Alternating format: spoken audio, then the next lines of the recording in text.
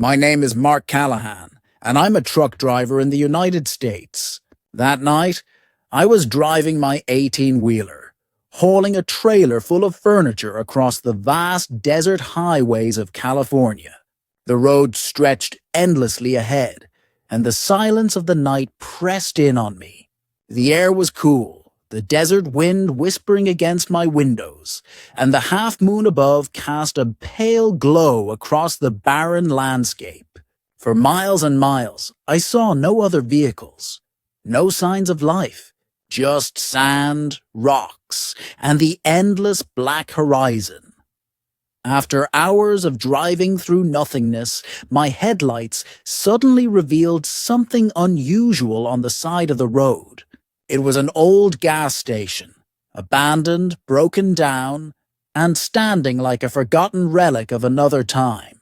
The windows were shattered, the signboard was hanging loosely by a rusted chain, and the pumps looked as if they hadn't worked in decades.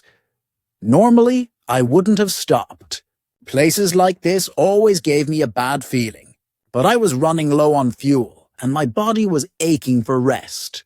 Against my better judgment, I decided to pull in. As I slowed my rig and pulled into the cracked concrete lot, the sound of my engine seemed to echo unnaturally loud against the emptiness. The headlights swept across the building, revealing faded paint and graffiti scrawled along the walls. A single rusted door creaked in the wind, moving just enough to make the place look alive. Though I knew it wasn't. I parked near the pumps and killed the engine. For a moment, the silence that followed felt heavier than before. Without the rumble of the truck, I could hear the desert itself. Howling winds brushing against metal, the faint rattle of loose siding, and something else I couldn't quite place. Stepping down from the cab, I scanned the station. No lights inside, no sound. Just stillness. My boots crunched on the gravel as I walked closer, shining my flashlight through the broken windows. Inside, I saw dusty shelves, a toppled rack of old magazines, and a counter layered with years of grime. It was clear nobody had been here for a very long time. Still, something about the place didn't sit right with me.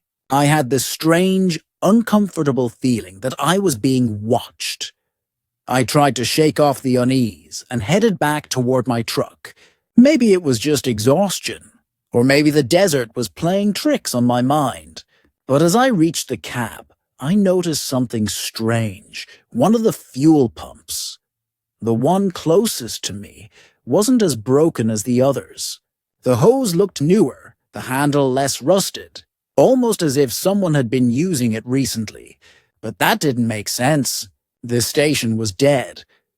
I hesitated, then tugged at the nozzle.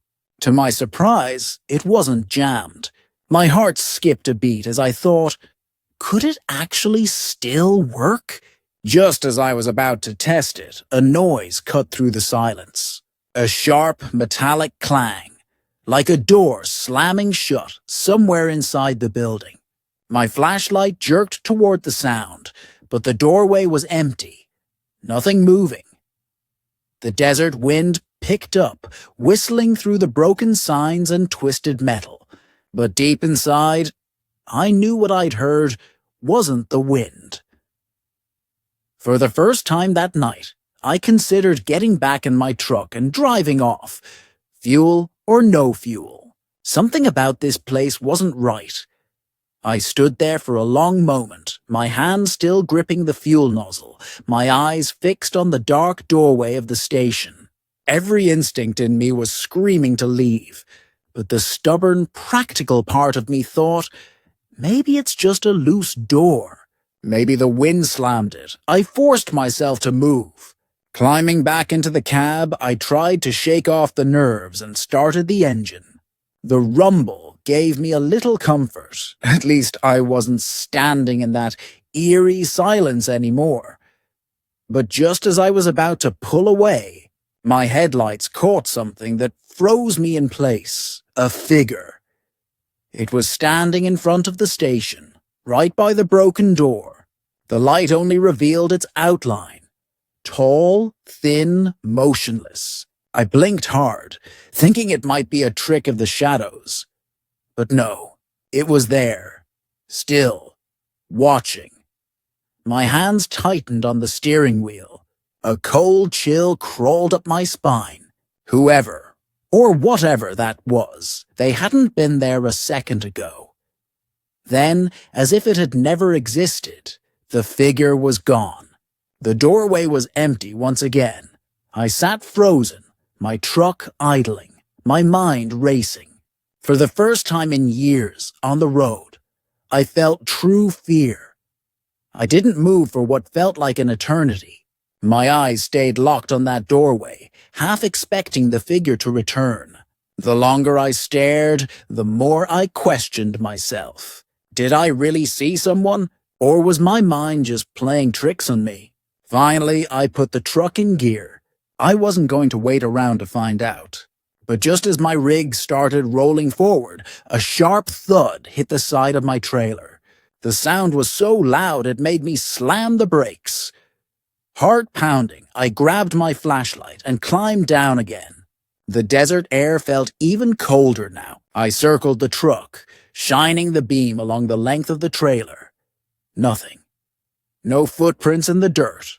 No sign of anyone. But the sound had been real. I knew it. I turned the light toward the station one last time. Its broken windows reflected the beam back at me like empty eyes. And then, in that split second, I caught sight of movement inside. Something darted behind the counter. That was enough for me. I jumped back into the cab, locked the doors, and floored the accelerator.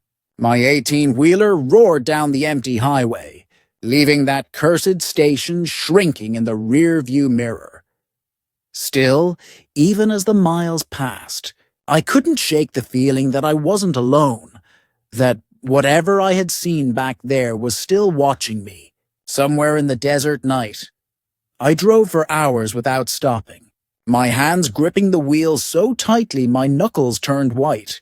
The desert stretched endlessly ahead, but I refused to look in the mirrors. I didn't want to see if something or someone was following me. By the time I finally reached a small truck stop on the outskirts of Bakersfield, the sun was starting to rise. I pulled in, shut off the engine, and just sat there for a while, letting the silence settle. The ordinary sounds of life. Other trucks idling, a distant radio, the clatter of dishes inside the diner, felt unreal after what I had just been through. I climbed down, walked inside, and ordered a black coffee.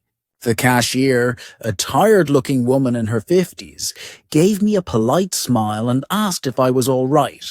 I wanted to tell her everything, to explain the figure, the sounds, the gas station. But the words caught in my throat. What could I say? Who would believe me? Instead, I just nodded and muttered, "Long night on the road." As I sat there sipping the bitter coffee, one thought burned in my mind.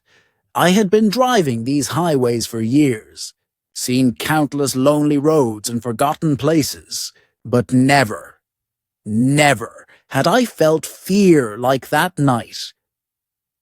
Even now, whenever I pass through the California desert, I keep my fuel tank full and my eyes fixed straight ahead. I'll never stop at an abandoned gas station again. And if you ever find yourself driving those endless highways at night, trust me, don't stop either. That was my story.